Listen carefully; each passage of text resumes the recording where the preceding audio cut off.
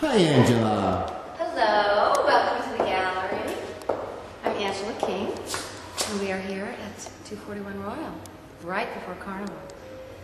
Welcome to our new space. It's a wonderful, wonderful building built in about 1856, and it's been recently renovated. It was a jewelry store and an antique store before, and it was quite dark, and all the windows were cinder blocked in, and we have opened them all up and just created an unbelievable art space here on the corner of Royal and Bienville.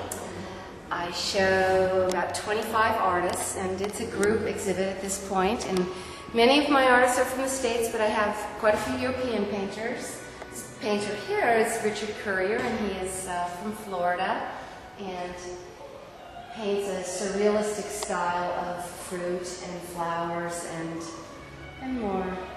Well, this is representative of surrealism in that you wouldn't see fruit in this particular setting, so there's a certain element of surrealism in all his work. I show several contemporary sculptors. This is Marlena Rose. She is a glass sculptor, also from Florida. She casts these pieces. They are unique, one-of-a-kind pieces of cast glass, which she then mounts in a contemporary metal structure.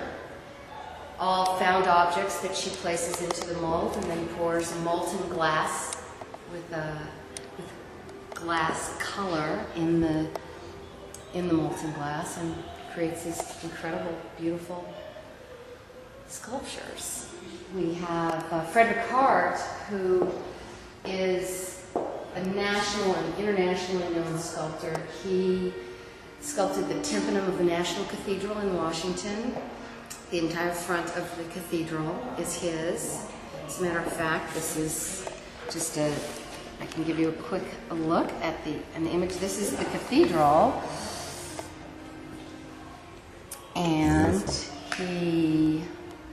this is the sculpture which he did on the front and center panel of the cathedral, the creation sculpture. He died in 1999. He was a young man. He was only 56, but his work, which is done in salon style size, is still available. These are some of his works: a cast acrylic, blue-side sculptures. So interesting. Really is. It's a phenomenal. This is called Three Graces. There's only one image of the woman in there, but because of his use of reflection and light, it appears to be three graces in the sculpture. And this is a painter, Michel Gagliano, who paints in oil. These are many layers of thin, transparent paints just layered on top of each other, and then she uses a chemical to create the design. The oil and chemical interacts with one another and creates a mottled effect on the painting. They're just very simple leaf paintings generally, leaves and branches, but they're contemplative and calming and soothing and just wonderful, wonderful works that respond to light beautifully. When you change the light on them, they can. I show a New Orleans painter right here. His name is Steve Taylor, who for many years did comic illustrations, as you might guess, and did his own fine art paintings on the side. And he is my own New Orleans painter. Love him.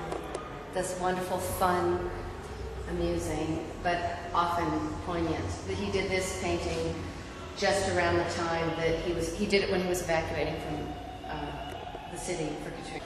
This is a French painter, Ramon Gouillet, lives outside of Paris in the countryside.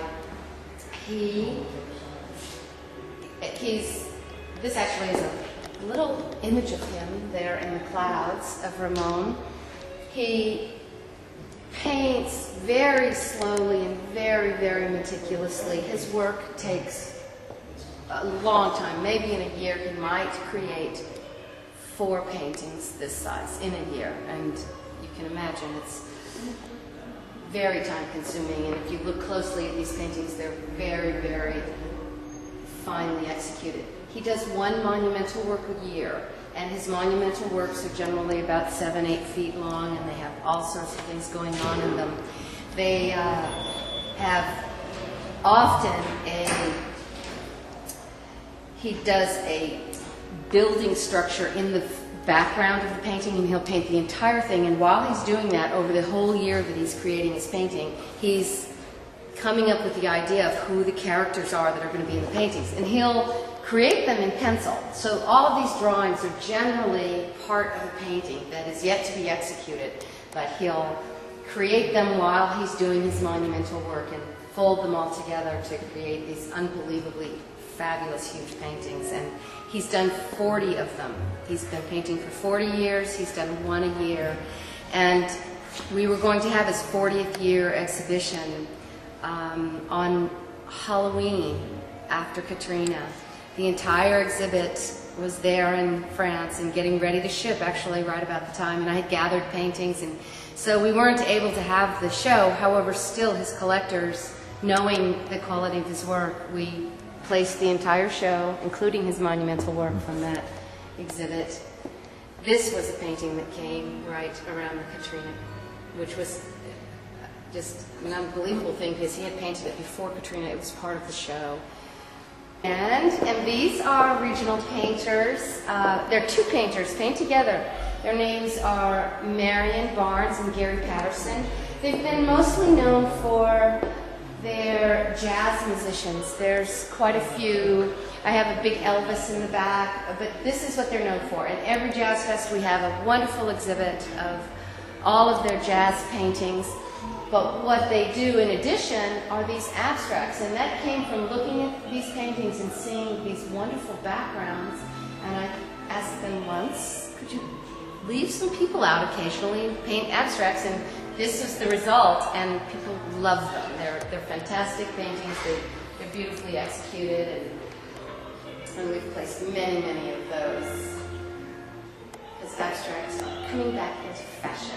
Another French painter, Christian Vey, who I met in a very unusual fashion. He and his family were, every August, as Europeans are known to do, often take the month off and travel and go places. Well, he was traveling with his family. He loves jazz. He came to New Orleans, and they were staying across the river in a campground, and they came into town and were listening to music at a music club down on the end of Decatur Street. And the owner of the club saw him sitting in there painting and invited them to learn that they were staying in a campground, and invited the whole family to come stay in their empty apartment. So they moved in, and she called me and said, you have to come see this work. And he's a self-taught painter. All of these paintings are done with a palette knife. There's no brushwork in these. It's entirely palette knife. And he's self-taught and it's palette knife. I mean, it's pretty exceptional. The man is clearly a painter. He is innately a painter because he has figured out how to do this without any training, and they're exceptional. This is a Louis Armstrong painting. He's done several of these depictions of Louis Armstrong, and one of which won the New Orleans Louis Armstrong Satchmo Festival Award. This is Leroy Neiman, well-known American painter who has documented much of American history, from sports and social commentary. Leroy Neiman was at John Kennedy's birthday when Marilyn Monroe sang "Happy Birthday."